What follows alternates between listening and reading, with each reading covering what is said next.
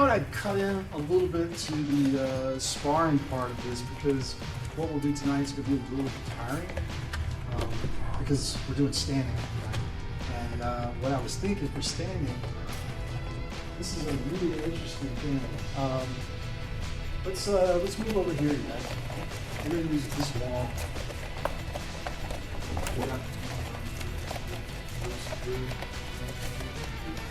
What we're going to do is we're going to set a position to start. Let's call it past the second row of weights. And for the first half, I start on the outside of the over-under grip. My goal is to get here to the wall and against the wall. If I can just get it back and touch the wall, that's a win. That's it. It's not going to be easy.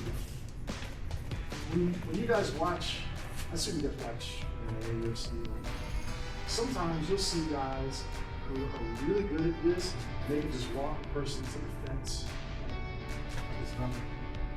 And then other times you see someone that a guy tries to walk to, they can never make it. They always get spun around, they block, they get thrown.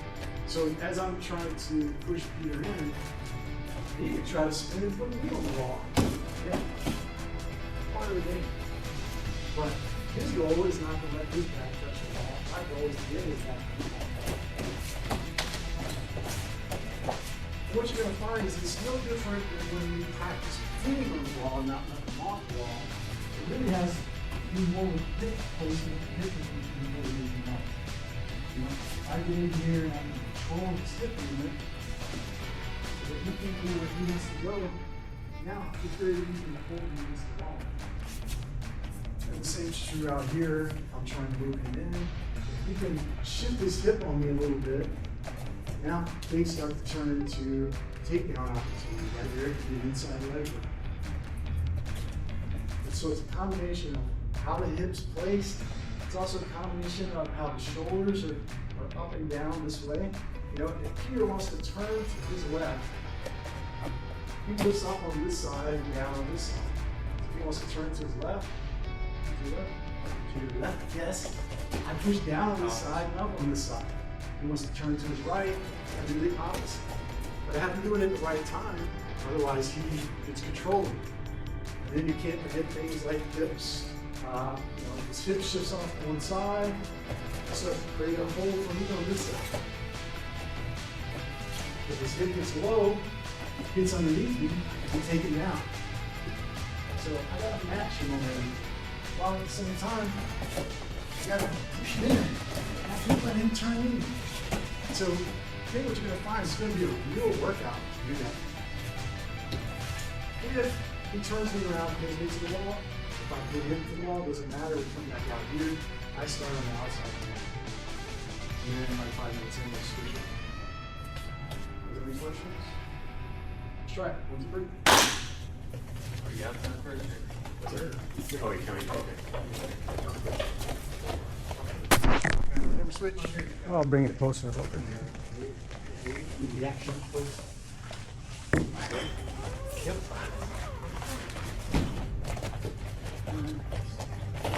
So without switching the grip, just hold the grip and trying to do that one thing. He's trying to get you to the wall. You're trying to not allow it.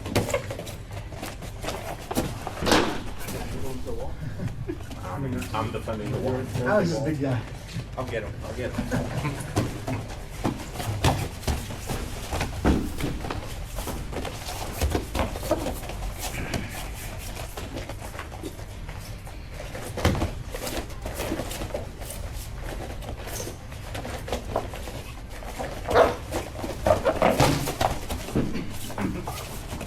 And that's part of the game, to let the person try to push in and then at the last minute spin them. Definitely part of the game. Absolutely.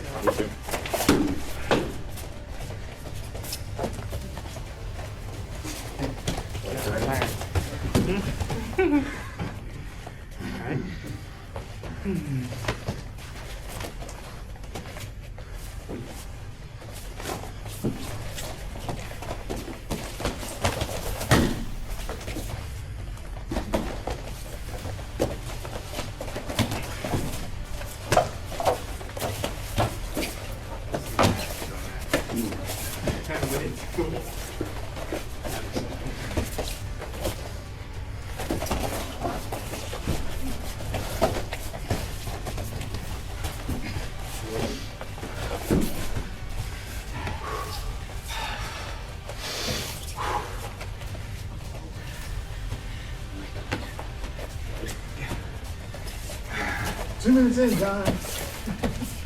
This one could be a little fun.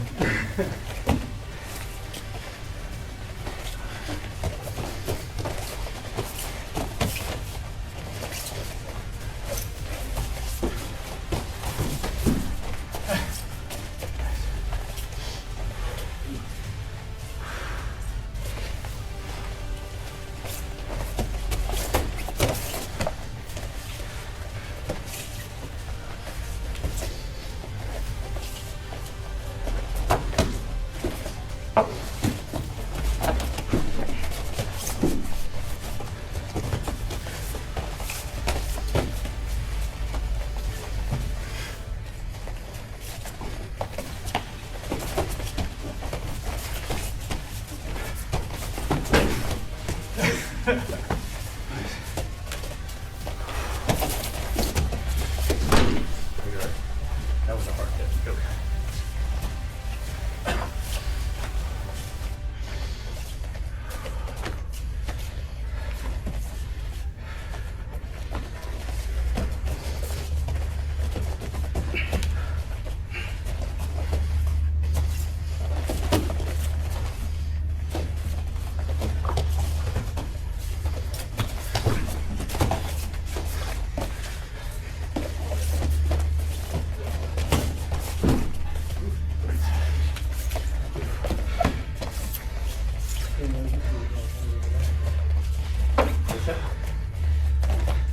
He said he doesn't want to switch or roll you guys. Well, you guys are going at it. I guess I'm being easy.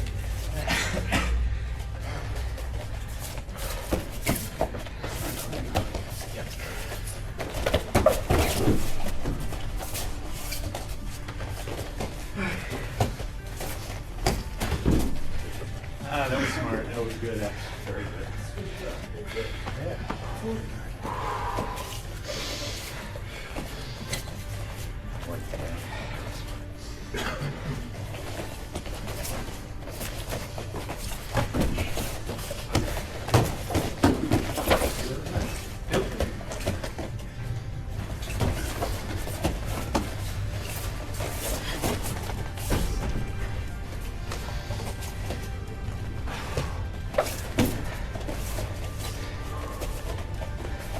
Big time, switch. The person's in outside. We don't have to go so far. I don't have a either. However you want. Ready?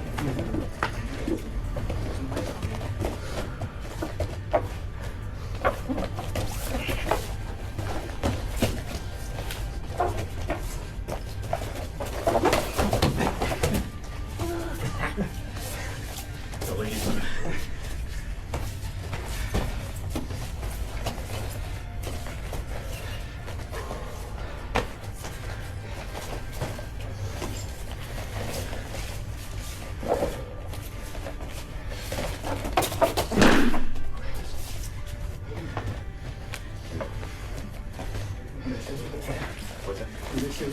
Yeah.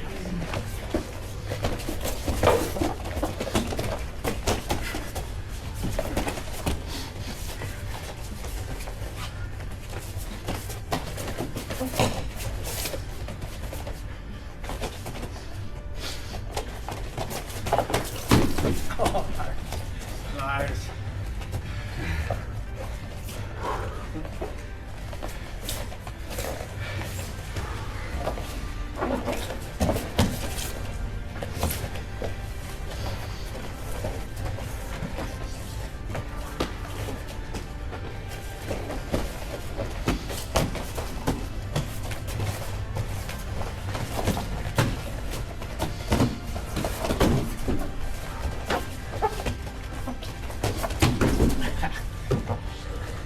You really got me thinking.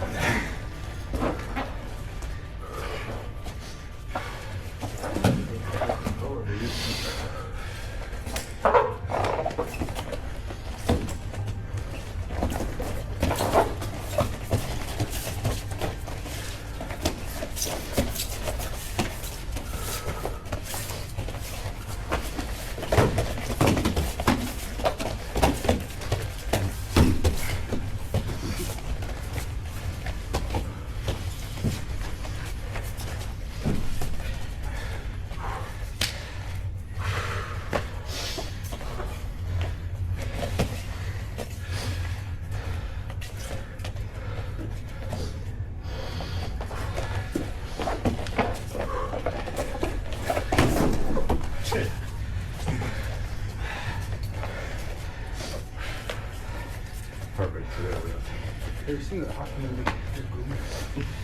No, you mentioned it. I still have not watched. I remind you of him?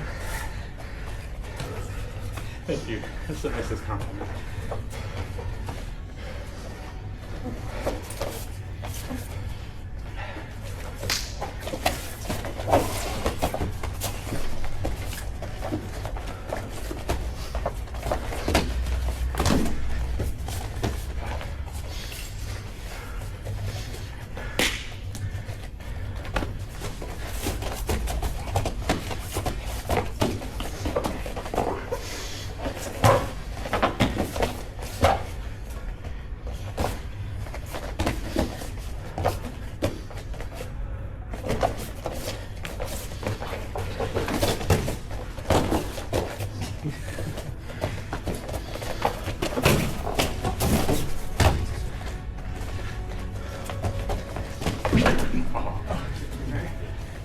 That was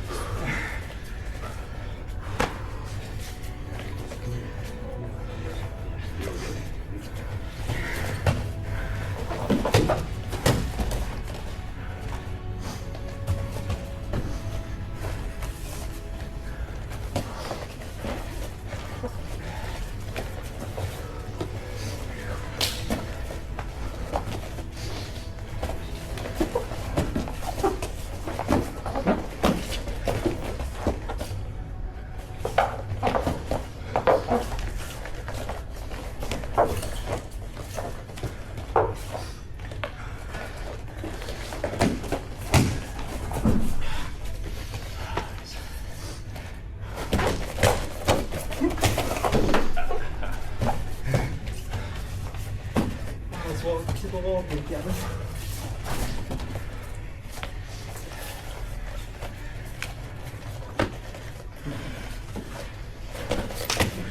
Fine.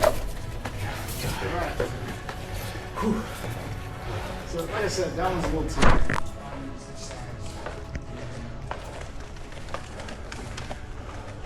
And playing that a little bit, you start to really admire the guys in UFC who have that wrestling ability. You can just walk it right into the cage and make it look like it's nothing. Clearly, there's a relationship to the other person, how good they are at countering it, but ultimately, you can see within the same size range, one person sometimes having a really good skill set at doing that, and you can just pin them against the wall every time or against the cage wall. Obviously, you guys figured out that there's a difference between being the one who's trying to move the person to the wall and being the one who's trying to stop it.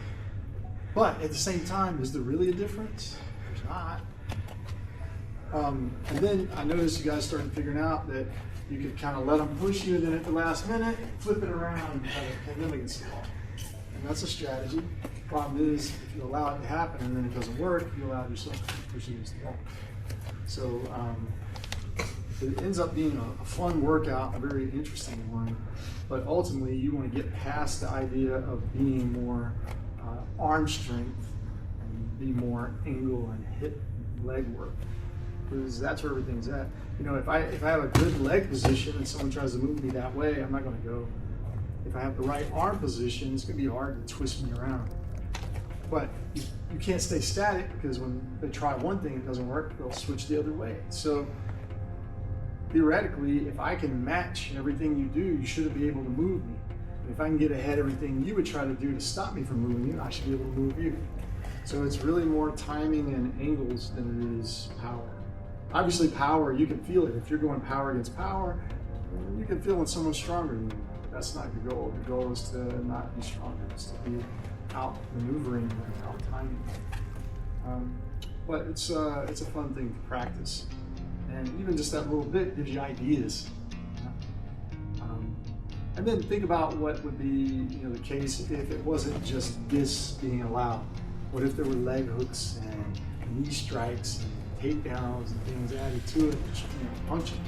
Well, now it becomes something completely different, because as soon as you feel like you're in a good stable position, then the knee drops into your gut. Now you change your position, and now you're movable again. And the same is true for me trying to move somebody. If I could throw a knee strike, hit them in the leg, or hit them in the groin or in the body, now maybe it's a little easier to tip it. But you gotta start somewhere. And I don't know what you guys need each other, so just take this game and whip it out like you expected. Did you guys come up with any ideas while you were there? Anything that you found helpful? I felt like grabbing the belt on the back helped a lot. Could try to, I guess, control the hips maybe. Yeah. That felt like more secure. Yeah. I think grabbing the pants, grabbing the belt, all that's possible addition to control, but I'd be careful not to do too much of that because it might not be an option. If there's no belt or nothing to grab, now you have to manage it. And the more you put limitations on yourself, I think the more you figure out problems. But yeah, you can absolutely help with the belt because you can push away, or even like what you did a couple times, you can now lift them, bring them around. There's a couple times Ivan actually was like flying around the circle a little bit because you felt. John and I, we both grab the one of the leg, Yeah, and lift it up. lift it up and walk it in, and it's very hard to stop. Yep. You did that funny. Yeah, so I couldn't even go through like. why not? Well, because that's part of it too, you know? If I want to party Kevin, You're welcome. so you're gonna grab the leg with the arm on the side of your head's on, right? If Kevin stands right here and I try to lift his leg, I can't lift it. It's not possible. But if I shift his weight to the other leg, now I can lift it. And so another great example of how position and angles make it work. Not raw power. You know, raw power is there for sure, but we don't always have it. Or maybe we don't have more of it than the other person. So figuring out how to change angles and not get winded. You know, you guys get winded, and I expected that too. It's short, but it's pretty heavy. You might even feel a little burn in your legs. But ultimately, you got to figure out how to do it. And no differently than when you're dancing around with your hands up. It should be kind of neutral movement, more so than power movement. Anyway, so we got triangle defense. We got a couple rows. We had the gun pointed at the body, chest particularly. That could work for anything around in here. It could also work for the neck grab, knife to the neck, collar grab, hair grab, works. You guys have any questions for me? Let's get out of here, man. If not, yes, sir.